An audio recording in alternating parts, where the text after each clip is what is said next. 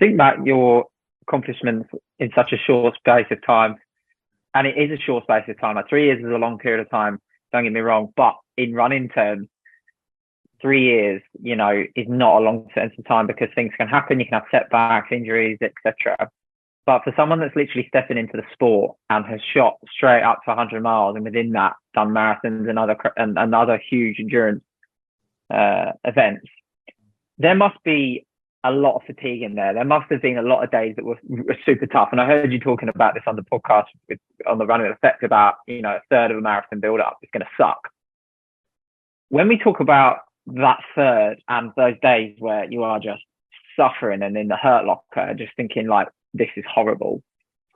How do you pull yourself out of that to then think, well, hang on a second, I have to be motivated to grab the content that I've scheduled today. I have to be motivated to be the person that I know that my audience need to see, because ultimately that is my living.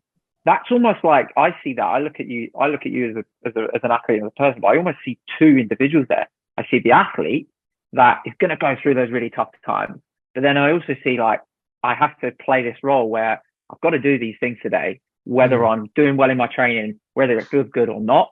Is that a fair assumption? And if not, like where's your brain at in those moments? No, I mean, Lloyd, it is. It's, I think to answer your question, really where it comes from, and I've been really reflecting on this because, I get that people see me from the outside looking in, like, how the is he doing all this? And honestly, bang on. It comes from a place of like gratitude on some real shit. Like the fact that I've been able to turn content creating into a full-time job for myself in the past 3.5 years, I look around and I'm blessed, dude. Like, even though training sucks, even though there's times where I don't want to edit a video, where I don't want to shoot this piece of content, I don't want to do the X, Y, and Z. At the end of the day, I know that I'm in a place that I get to choose to do these things. No one is telling Matt, no one's telling me to go film content. No one's telling me to wake up at 5:30 at 6 a.m. to go run 10 miles, right? I choose to do these things. And we live in a world right now where most people don't have that freedom.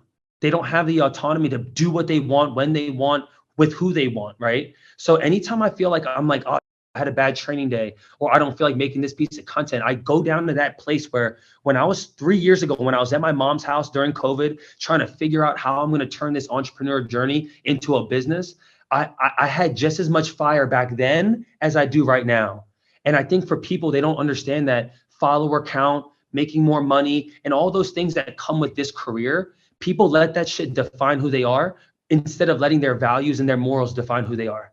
Like, I'm just so built on the level of discipline and accountability. And I learned this through football. And I'm now transitioning it into this life that I live now, where I still get to be an athlete. I get to be a business owner. I get to be my own boss, and I get to lead other people at the same exact time. So for me, it always, like, when I think I'm down and out, I really just reflect on the shit I have right now. When I look at the grand scheme of life, there's millions of people that don't have clean drinking water. So when I'm really feeling sorry for myself, even on the marathon on Sunday, which I'm sure we'll talk about, I wasn't feeling that good at mile 23 or 24 or 25. Pace was slowing down. I didn't hit my PR goal. I didn't hit my, you know what I'm saying? Like, all these things that happen in life. But in the grand scheme of life, us three have it so damn good. And most people can't contextualize that. They think that the boss that they have is so bad that their life sucks, or the relationship that they're in, that life sucks.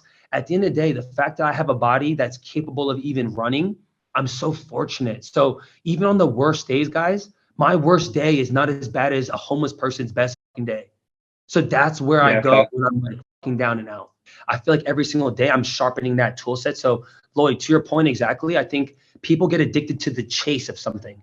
Right. And that's what motivates people to keep going, keep showing up at the gym.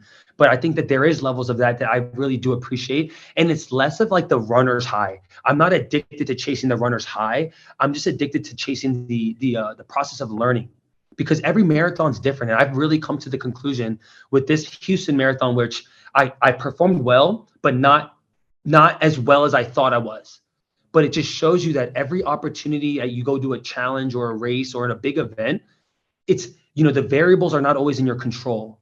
And with that, you get to learn how you can fight weather, how you can fight wind and heat, and all of these external factors that the world provides you day to day. I think that process of trying to figure out the puzzle pieces that make it work for yourself. And this can translate into just life too, right? Just every day. And I think for me, it's that process, that the addiction of learning, that I really get attracted to running, because it's tremendously helped me in my business. Obviously, just like because I get to create content now, but more so for the mindset of like really applying the values that it requires to build something meaningful, I found through running and also business.